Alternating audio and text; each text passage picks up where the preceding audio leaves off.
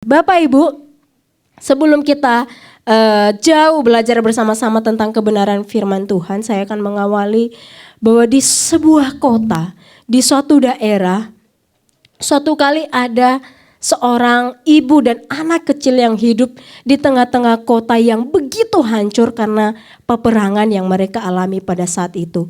Mereka pada saat itu hidup dan berlindung di sebuah ruangan bawah tanah.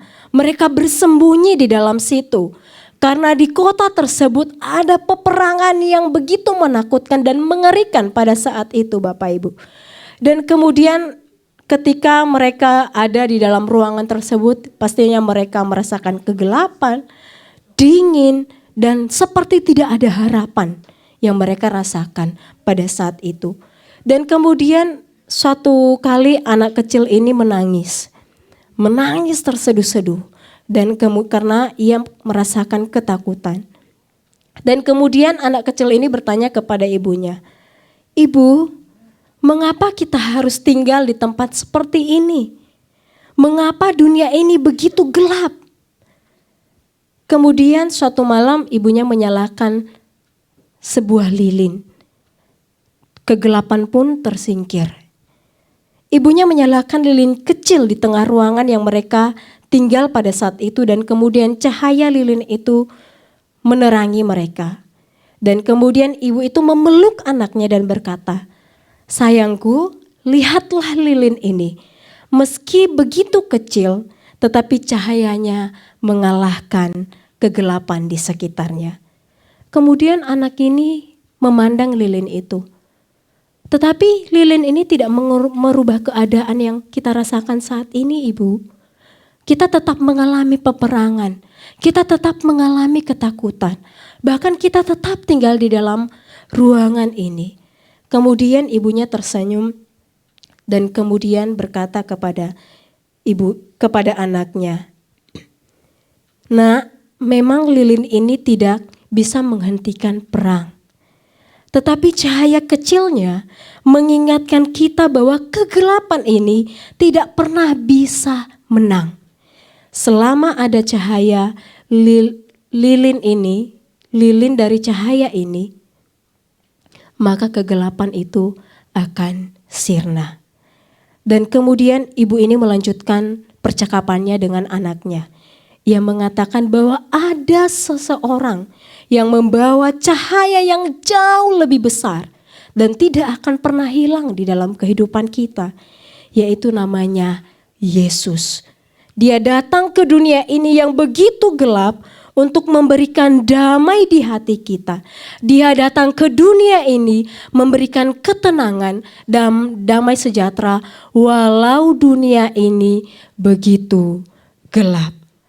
Bapak Ibu, anak ini mengangguk perlahan. Dan ia memegang erat tangan ibunya. Meski suara tembakan masih terdengar di luar, dan hati mereka pun mulai merasa tenang. Bapak Ibu, apa yang kita pelajari dari bagian ini? Cahaya lilin ini menjadi simbol harapan di dalam kehidupan ibu dan anak ini, dan juga di dalam kehidupan kita. Simbol bahwa damai sejati tidak datang dari dunia luar. Cahaya itu datang dari Allah. Damai itu berasal dari Yesus Kristus. Dan damai itu adalah damai sejati yang tidak akan pernah hilang di dalam kehidupan kita. Di dalam bagian ini kita lihat bahwa di tengah persoalan yang mereka hadapi, ibu ini tetap tenang. Peperangan yang mereka hadapi yang begitu menakutkan, ia memberikan ketenangan dan mengingatkan anak kecil ini untuk tetap tenang dan merasakan damai walaupun mereka merasa takut. Karena ada Yesus di dalam kehidupan mereka. Bapak Ibu, mari kita belajar dari mereka.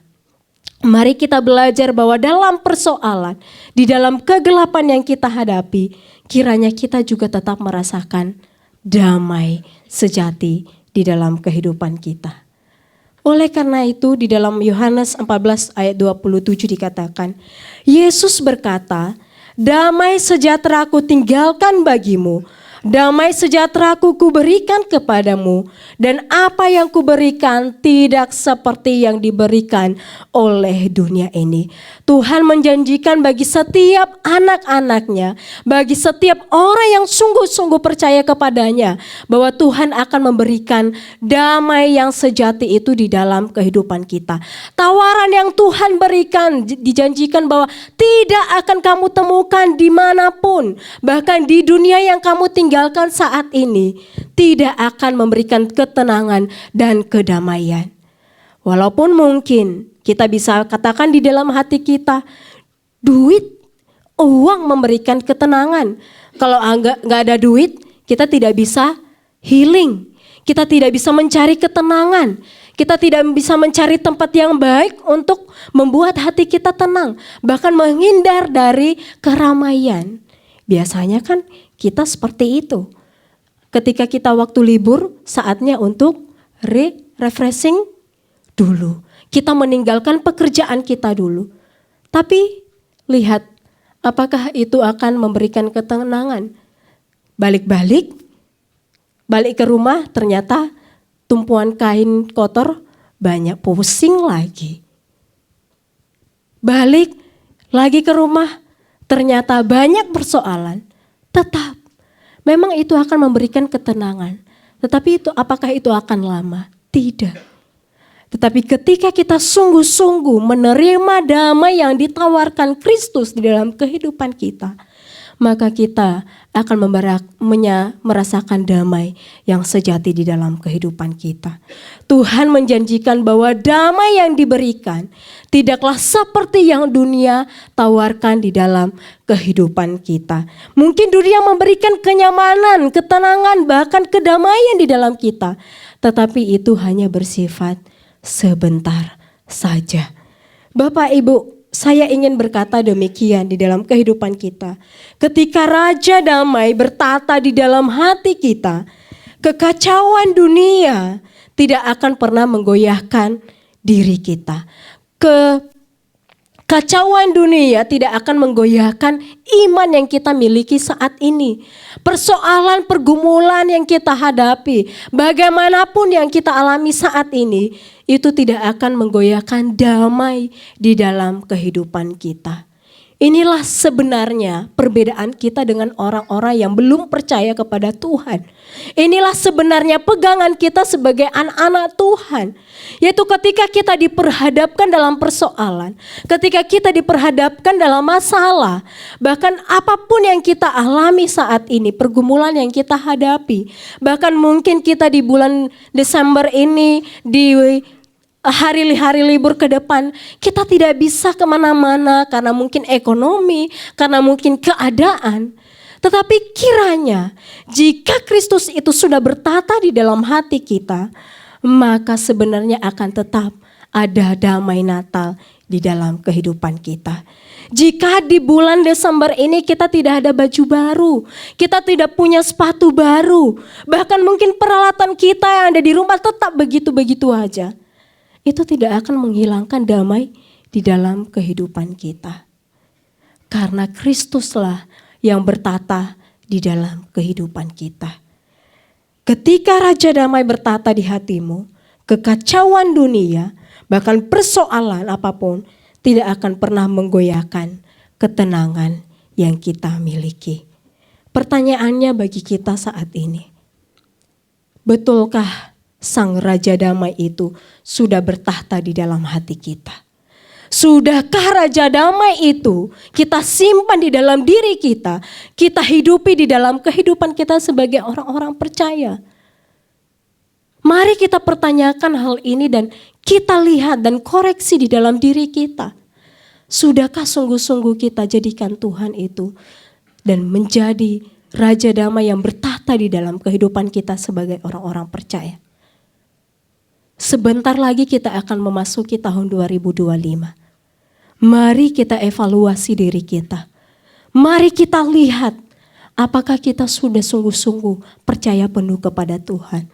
Sudahkah damai yang sejati itu tinggal di dalam kehidupan kita sebagai orang-orang percaya, sebagai anak-anak Tuhan. Jangan sampai kehidupan kita yang saat ini tidak ada progres yang terjadi.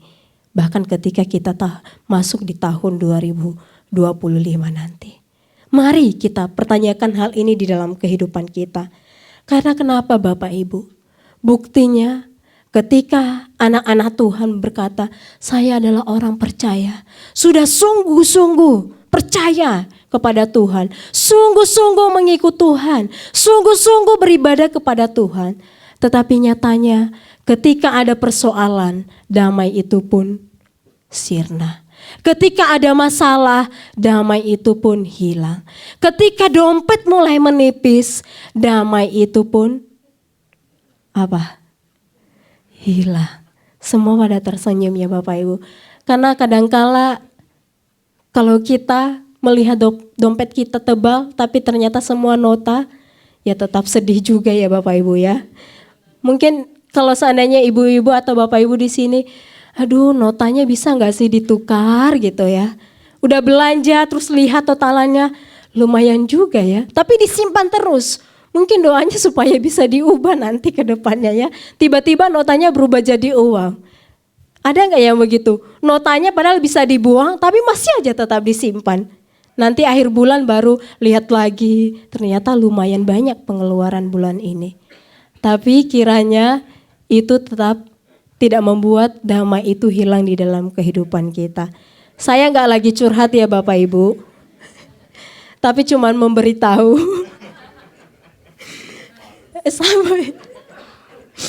Oke, kita lanjut. Bapak Ibu, jika memang pertanyaannya ini bagi setiap kita. Jika Kristus itu dan Sang Raja Damai itu sudah bertata di dalam kehidupan kita. Tetapi kenapa masih ada begitu banyak kesalahan yang susah kita lupakan di dalam kehidupan kita. Jika damai itu sudah ada di dalam kehidupan kita, mengapa pula masih ada begitu banyak dendam yang kita simpan di dalam diri kita? Mengapa begitu banyak kemarahan yang masih ada di dalam diri kita? Jika damai itu, Sang Raja Damai itu sudah kita pegang di dalam kehidupan kita, kenapa kita masih belum bisa melupakan persoalan dan juga belum bisa memaafkan orang-orang yang bersalah kepada kita? Kiranya di tahun 2024 ini kita diingatkan kembali bahwa Sang Raja Damai telah datang. Sang Raja Damai telah tinggal di dalam kehidupan kita. Maka saatnya juga kita menyatakan damai itu di dalam kehidupan diri kita. Kita telah menerima damai, maka saatnya kita menjadi pembawa damai bagi orang-orang di sekeliling kita. Kita akan dimampukan untuk memaafkan, mengampuni orang-orang yang bersalah kepada kita. Karena kita sudah merasakan damai, menerima damai, dan menjadi pembawa damai. Kita menjadi orang-orang yang menyatakan damai itu bagi di sekeliling kita. Bapak Ibu, tema kita adalah peacemaker, pembawa damai. Jika kita adalah pembawa damai, mari kita nyatakan damai itu di dalam kehidupan kita. Pembawa damai sudah datang ke dunia ini, bahkan kita sudah merayakan beberapa waktu lalu, memberikan kedamaian bagi siapa saja yang menerimanya. Kita sudah merayakan Natal yang mengingatkan kita bahwa Kristus datang ke dunia ini untuk menyatakan damai itu bagi saya dan juga Bapak Ibu sekalian. Memberikan kedamaian dan ketenangan yang bukan hanya sesaat saja, tetapi mari kita melihat dan merasakan kedamaian itu setiap saat di dalam kehidupan kita. Bahkan kedamaian yang Tuhan berikan bukan hanya bersifat fana di dunia ini saja, tetapi di dalam kehidupan kita kelak. Kita juga akan merasakan kedamaian di dalam kehidupan kita setelah hidup di dunia ini. Bapak Ibu, di dalam Matius 5 ayat 9 itu merupakan salah satu khotbah Tuhan Yesus mengenai kebahagiaan. Ya, dan salah satunya di ayat ke-9 yang kita lihat pada bagian ini, yaitu dikatakan bahwa Berbahagialah orang yang membawa damai, karena mereka akan disebut anak-anak Allah. Sekali lagi, berbahagialah orang yang membawa damai, karena mereka akan disebut anak-anak Allah. Bapak Ibu, sebelum jauh kita belajar tentang bagian ini, perlu kita ketahui bahwa kata damai di dalam bahasa Ibrani, yaitu kata, ada yang tahu? Kata damai di dalam bahasa Ibrani, Bapak Ibu sering menggunakannya loh. Kalau kirim pesan dan kemudian datang ke gereja atau orang percaya datang, ada yang tahu apa? Salam. Pinter semua, luar biasa ya. Salam. Kata damai dalam bahasa Ibrani yaitu shalom, yang memiliki arti yaitu damai yang berasal daripada Tuhan. Kalau kita lihat Bapak Ibu, kata shalom ini muncul pertama kali yaitu di dalam Kejadian 1 dan Kejadian 2. Yaitu dalam proses penciptaan pada saat itu. Yaitu ketika manusia pertama memiliki relasi yang karib dengan Allah dan sesamanya. Tetapi kemudian shalom itu menjadi hilang, hancur karena dosa. Shalom itu menjadi hilang di antara Allah dan juga sesama, yaitu di antara Allah, manusia dan sesamanya pada saat itu. Bapak Ibu, ketika shalom itu telah hancur hilang karena dosa, maka karena kasih Allah yang begitu besar, karena kasih Allah bagi setiap umatnya, Ia mengaruniakan anaknya yang tunggal. Shalom itu kembali ada ketika Tuhan memberikan anaknya bagi setiap umat percaya. Shalom di dalam, kalau kita lihat di dalam perjanjian baru, diungkapkan sebagai rekonsiliasi semua hal dengan Tuhan melalui karya Kristus. Semua hal. Terjadi rekonsiliasi antara kita dengan Allah, bahkan seluruh ciptaannya. Shalom itu kembali ada ketika Kristus datang ke dunia ini di dalam kehidupan kita. Ketika Sang Raja Damai itu datang, ada shalom yang Tuhan berikan di dalam kehidupan kita. Sehingga the Prince of Peace telah datang ke dunia ini. Pernah enggak kita berpikir, kenapa kok Kristus atau Yesus itu disebutkan the Prince of Peace, bukan the King of Peace? Kira-kira Bapak Ibu tahu enggak alasannya kenapa? Kenapa disebut the Prince bukan the King? Bukan Prince makanan di luar sana ya Bapak Ibu ya? Nanti kalau mau keluar setelah ini juga enggak apa-apa. Kenapa kira-kira? Kenapa disebut the Prince of Peace? Bapak Ibu, ketika Yesus disebut sebagai the Prince of Peace, bukan King of Peace, alasannya karena jika kita menyebut Yesus sebagai King of Peace, Kristus mendapat kedamaian itu dengan cara berperang. Mendapat kedamaian itu dengan kekerasan. Tetapi kenapa kok jadinya disebut the Prince of Peace? Yaitu karena kedamaian yang diberikan murni, bukan karena peperangan. Dan memang begitulah cara kerja Tuhan kita, Yesus Kristus, di dalam setiap kehidupan kita. Kedatangan Kristus di dunia mendamaikan hubungan kita dengan Allah. Memberikan rekonsiliasi antara kita dengan Allah. Mendamaikan manusia yang berdosa dengan Allah. Sehingga ada shalom yang diberikan di dalam kehidupan kita. Shalom itu datang untuk kita supaya kita memiliki hubungan yang baik dengan Allah. Karena dosa tadi, shalom menjadi hilang.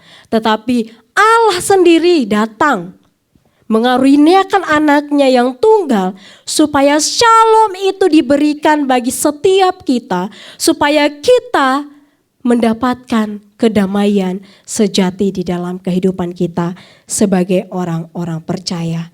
Allah murka terhadap manusia, tetapi kasih-Nya lebih besar sehingga Ia memberikan anaknya bagi kita supaya kita memperoleh damai dan menjadi pembawa damai atau menjadi peacemaker. Di dalam 2 Korintus 5 ayat 18 dikatakan, dan semuanya ini dari Allah yang dengan perantaraan Kristus telah mendamaikan kita dengan dirinya dan yang telah mempercayakan pelayanan pendamaian itu kepada kami. Sekali lagi yang paling akhir, dan yang telah mempercayakan pelayanan pendamaian itu kepada saya dan Bapak Ibu.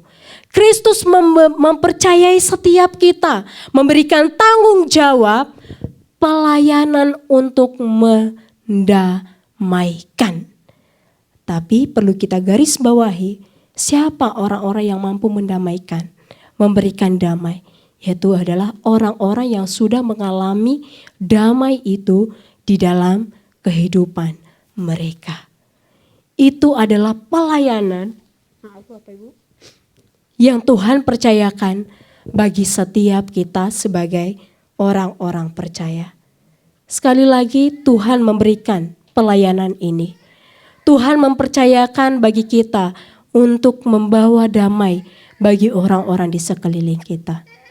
Tuhan mengingatkan kita bahwa kita sebagai anak-anak Allah memiliki tugas untuk menyatakan damai itu bagi orang-orang di sekeliling kita.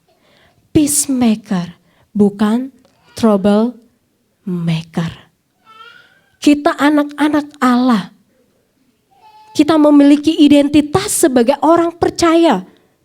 Anak-anak Allah.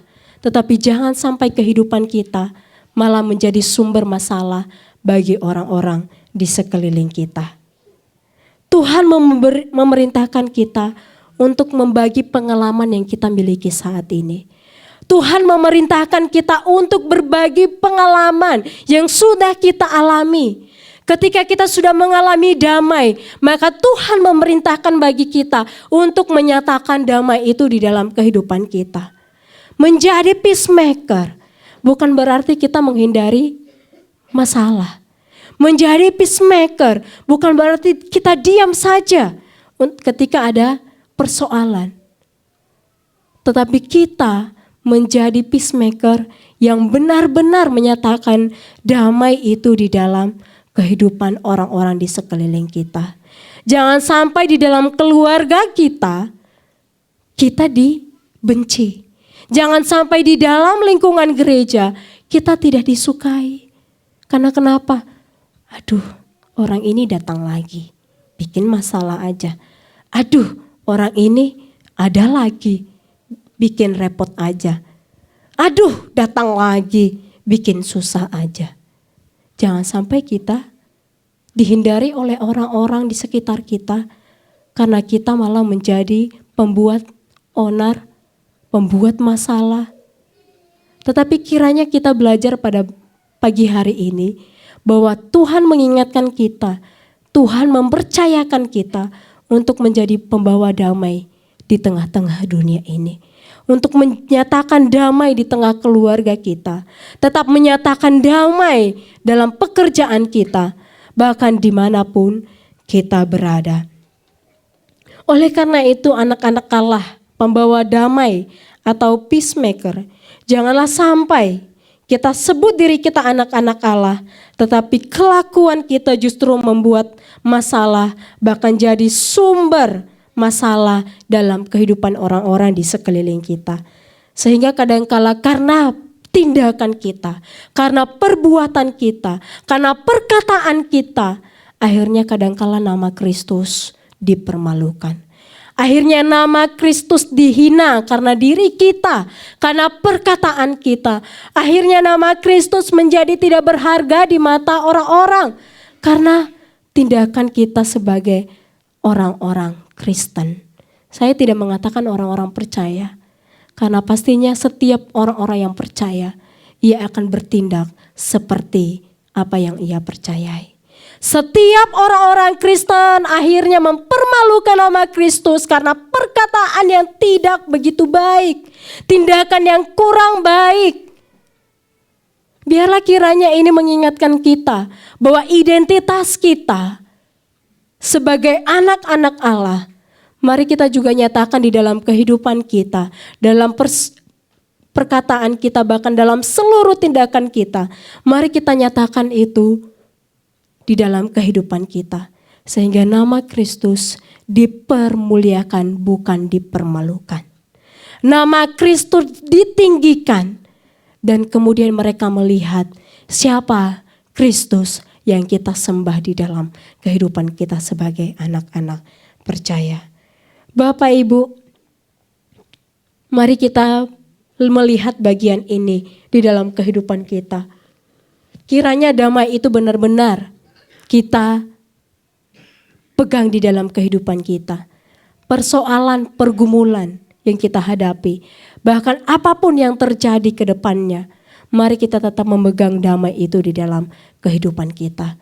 Setiap orang yang sungguh-sungguh memegang damai itu di dalam kehidupan kita, damai sejati yang Tuhan berikan, maka ia juga akan tetap merasakan ketenangan, kedamaian sejati, bahkan apapun keadaan yang ia alami.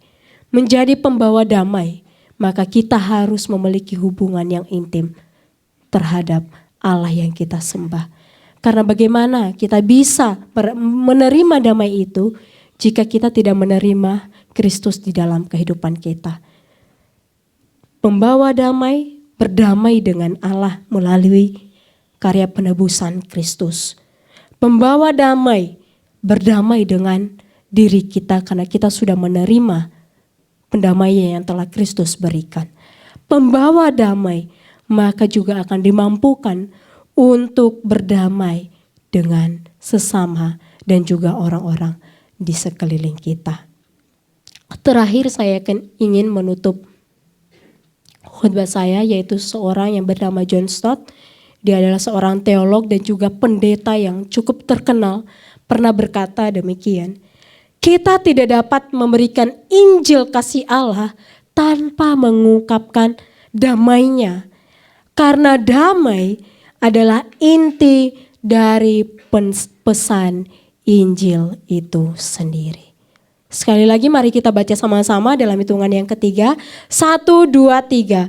Kita tidak dapat memberitakan Injil kasih Allah tanpa mengungkapkan damainya. Karena damai adalah inti dari. Biarlah kiranya damai daripada Allah terus menyertai setiap kita. Amin. Mari kita berdoa.